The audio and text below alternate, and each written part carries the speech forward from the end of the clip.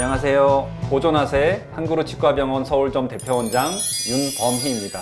오늘도 여러분에게 치근단 절제술에 대한 케이스를 보여드리고 더 나은 정보로 더 나은 선택을 할 수 있는 기회를 제공하고자 이렇게 설명하러 나왔고요. 많은 분들이 유튜브를 보시거나 많은 정보를 미리 습득을 하시고 치근단 절제술에 대한 정보를 알고 내 치아가 과연 이 치근단 절제술을 할 수 있는 케이스인지 알고 싶어서 오시는 분들이 많으시거든요. 근데 일단 그 전에 하나를 설명드리고 싶은 게 치근단 절제술이랑 자가치아 제식술이 뭔지 그 둘의 차이에 대해서는 명확히 아는 분들이 많지는 않으신 것 같아요. 오늘은 이제 그 두 개의 차이가 뭔지 먼저 간단히 짚고 계속 증례를 보여드리도록 하겠습니다. 일단 치근단 절제술이랑 자가치아 제식술은 둘 다 원리는 같다고 생각하시면 돼요. 둘 다 치아를 살리기 위한 술식이고, 다만 술자가 치아 확보를 할 수 있는 부위에 있는 치아는 치근단 절제술이라는 수술을 하는 게 첫 번째 옵션이에요. 그리고 그게 불가능한 위치, 즉 술자가 적절한 수술을 하기 위한 치아 확보를 못하는 위치에 있는 치아에 한해서 차선책으로 진행하는 것이 자가치아 제식술이라고 생각하시면 돼요. 사람의 악궁, 술자의 능력에 따라서 그 범위는 차이가 있겠지만 저 같은 경우는 상악은 전치부터 소구치, 그리고 첫 번째 큰 어금니의 볼 쪽 뿌리까지는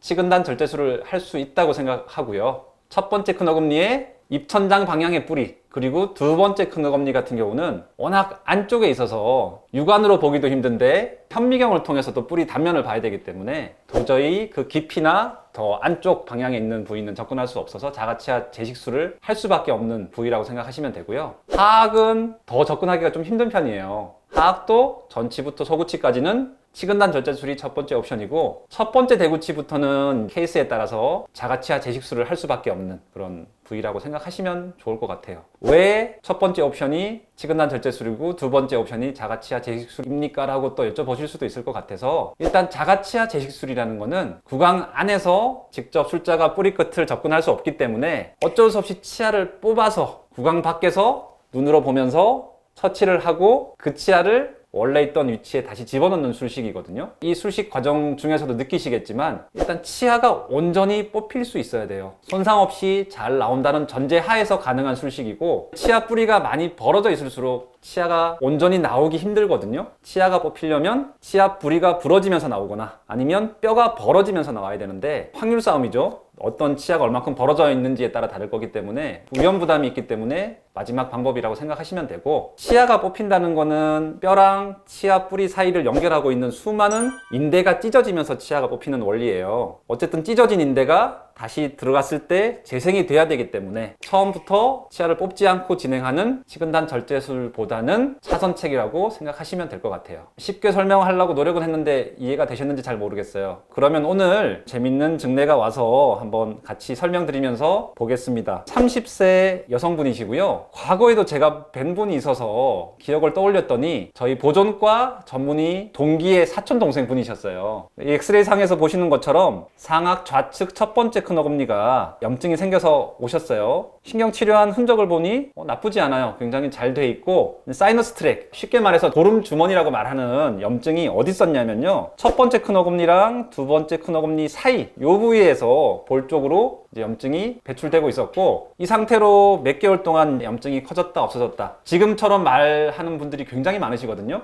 염증이 좀 커졌다가 좋아졌다가 커졌다가 반복을 해요. 근데 염증이 있냐 없냐가 중요한 거고, 한번 생겼던 염증은 결코 스스로 없어지지 않는다고 생각하시면 돼요. 가까운 병원에 잘 진단 받으시면 좋을 것 같고, 이분 같은 경우는 염증 방향이 큰 어금니 사이여서 어떤 치아 원인인지를 알 수 있어야 됐고요. 그러기 위해서 뒤에 신경치료 안 한 치아를 제가 아이스 테스트를 해봤어요. 얼음을 대봤어요, 쉽게 말하면. 근데 주변 치아들이 다 얼음을 명확히 잘 느끼고 있기 때문에 이 치아 원인은 분명히 첫 번째 큰 어금니, 예전에 신경치료 받은 치아라는 거를 알 수 있었습니다. 그리고 작은 엑스레이 상으로도 첫 번째 큰 어금니의 한쪽 볼 쪽 뿌리에 검은색 염증 소견이 보이는 것 같아요. 그런데 염증 소견이 보이는 곳이랑 염증이 나오고 있는 부위랑 너무 거리 차이가 있는 거예요. 그래서 과연 정말로 이 뿌리 원인이 맞나 알기 위해서 3차원 콘빔 CT를 찍었고요.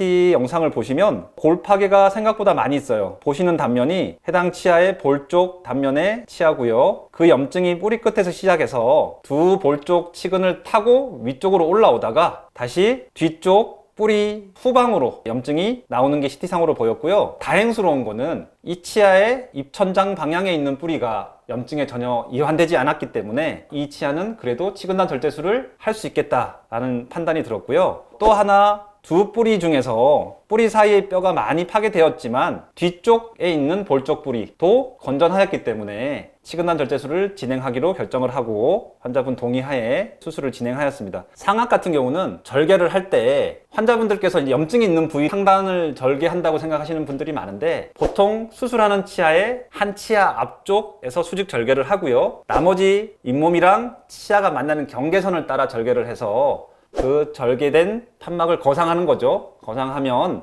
염증 부위랑 뼈가 다 드러나게 되고요. 그 상태에서 원인 뿌리 직상방에 뼈가 파괴되어 있다면 발견이 쉽지만 뼈 중간에 이제 염증이 생겼다면 저희가 이제 오랜 경험을 통해서 해당 뿌리 위치 상방을 찾아서 파고 들어가는 거예요. 쉽게 말해서 골에 구멍을 뚫어서 원인 뿌리를 드러내고 염증을 드러낸 다음에 세균이 가장 많이 침투해서 제거되기 힘든 부위인 치근단 3mm 정도를 저희가 절단하고, 절단한 것만으로 치료가 끝나진 않는다고 말씀드렸죠. 절단한 단면상에서 다시 3mm 정도를 역으로 세균이 숨어있을 만한 공간을 다 제거를 합니다. 특수 기구를 이용해서 현미경을 보면서 하는 거고, 그 제거된 공간에 MTA와 같은 생체 친화적인 재료를 막음으로써 어느 정도 치료를 마무리하고, 염증이 크면 클수록 염증이 있던 부위랑 뿌리가 잘려나간 단면상에 이제 없어진 공간에 뼈를 막게 되고요. 뼈가 잘 고착화 되라고 상피세포의 흡수를 막기 위해서 흡수성 콜라겐 막을 덮고 봉합을 하면 치료를 마무리할 수 있게 됩니다. 이분은 최근에 치료를 했고요. 저번 주에 실 제거하러 이제 봉합사를 풀러 오셨는데 굉장히 만족스러워 하시더라고요. 이 정도 케이스는 대부분의 로컬 클리닉 가면 뽑자고 10중 8구는 말을 들을 수밖에 없어요. 제가 하고 있는 치근단 절제술이랑 제식술이라는 옵션이 없다면 뽑자고 말씀하시는 원장님 말씀이 잘못된 게 아니에요. 그런 옵션이 없다면 당연히 발치 후 임플란트로 갈 수밖에 없는데, 이런 선택지가 하나 더 있음으로써 내 치아를 건강하게 한 번 더 살릴 수 있는 기회가 있는 거거든요. 모르고 뽑는 것보다 제 방송을 이렇게 보실 수 있다면 한 번에 더 기회가 있다고 생각하시면 돼요. 물론 이분처럼 치근단 절제술을 했을 때 예후가 좋을 만한 케이스인지는 전문의 진단하에 정확히 판별을 하시고 시술을 받는 게 좋으실 것 같아요. 술전 사진에 이렇게 뿌리 끝이 정상적으로 뿌리가 보이고 신경 치료한 흔적이 보이는데, 술 후 사진은 보시면 뿌리가 좀 짧아졌고 짧아진 단면상에서 조금 더 하얀색으로 굵은 선이 보이실 거예요. 이게 치근단을 절제하고 생체 친화적인 재료를 밀봉한 흔적이라고 생각하시면 돼요. 이분 같은 경우는 나이도 젊으시고 뿌리 길이도 길고 작은 치 중에 한 치아에서만 원인이 있었고 뿌리를 잘라낸 상부의 뼈 표면적이 굉장히 넓기 때문에 수술을 했다고 예후가 짧아지는 거는 전혀 없을 것 같아요. 그냥 수술만 잘 됐고 수술을 안 했더라도 신경치료 후에 건강한 치아랑 똑같은 수명을 가진 상태로 만들 수 있었다라고 생각하시면 될 것 같아요. 임플란트가 요즘에 많이 좋아졌는데 그래도 이렇게 고생하는 것보다 임플란트 하는 게 낫지 않냐라고 생각하실 수도 있는데, 임플란트랑 자연 치아는 확실히 차이가 있거든요. 환자분들한테 항상 말씀드리는 게 임플란트를 할까 내 치아를 살릴까, 이거는 선택사항이 아니고 내 치아를 살리는 게 무조건 첫 번째 옵션이에요. 그게 불가능할 때만 차선책으로 임플란트를 하신다고 생각하시면 될 것 같아요. 결코 임플란트는 내 치아가 될 수 없다 라고 생각하시면 될 것 같고요. 나름 예전에 알았던 보정과 동기가 치료했던 치아가 탈이 나서 오신 분이었기 때문에 기억에 남는 증례여서 여러분한테 설명드리게 되었습니다. 뭐든지 이런 분야가 있다는 걸 알아야지 찾아갈 수 있는 거잖아요. 제가 보여드리는 증례가 여러분들한테 그런 기회가 될 수 있었으면 좋을 것 같아요. 근데 이런 분야가 있는 것조차 모르면 여러분께서는 이렇게 시도할 수 있는 생각조차 못하고 내 치아를 뽑고 임플란트로 넘어갈 수밖에 없을 것 같아요. 제 방송을 보시고 여러분께서 내 치아도 이런 케이스가 될 수 있겠다라는 고민을 해보시고 적절한 전문의를 찾아서, 또는 저한테 오시면 더 좋고요, 적절한 진단을 받아서 내 치아를 한 번 더 살릴 수 있는 기회를 가질 수 있으셨으면 좋겠어요. 오늘도 들어주셔서 감사드리고요. 보존하세 한그루치과 서울점 대표원장 윤범이었습니다. 오늘도 좋은 하루 되세요. 감사합니다.